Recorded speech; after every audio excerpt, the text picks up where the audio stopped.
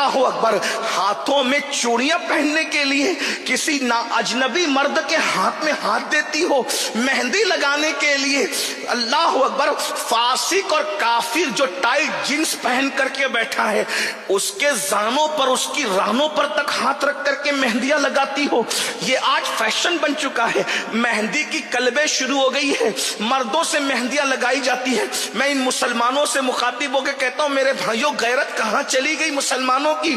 اپنی بیٹیاں کافروں کے جب وہ رانوں پر ہاتھ رکھ کر مہندیاں لگائے گی، یہ ہاتھ کتنا قیمتی عورت کا، حضور نے کتنا، یہ ہاتھ عورت اپنے پیر کے ہاتھ میں بھی نہیں دے سکتی، اپنے امام کے ہاتھ میں بھی نہیں دے سکتی، چچا زاد بھائی کے ہاتھ میں بھی نہیں دے سکتی، پھپھی زاد بھائی کے ہاتھ میں بھی نہیں دے سکتی، خالہ زاد بھائی کے ہاتھ میں بھی نہیں دے سکتی۔ یہ عورتوں کا ہاتھ اللہ کے رسول نے فرمایا کہ عورتیں میرے ہاتھ میں بھی نہیں دے سکتی۔ رسول اللہ سید المعصومین جس کے قریب سے کبھی گناہ گزر کے بھی نہیں جا سکتا، خطا جس کے قریب سے کبھی گزر کے بھی نہیں جا سکتی، حضور نے عورتوں کا ہاتھ اپنے ہاتھ میں نہیں لیا۔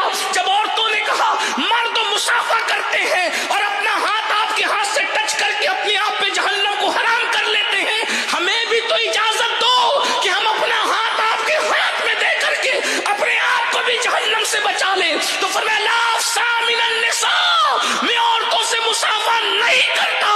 ارے جب ایک امتی نبی کے ہاتھ میں اپنا ہاتھ نہیں دیتی تو تمہارا اتنا جگر کہاں سے آیا کہ تمہاری بیٹیاں چوڑیاں پہننے کے لیے کافروں کے ہاتھ میں اپنا ہاتھ دے رہی، مہندی لگانے کے لیے کافروں کے ہاتھ میں؟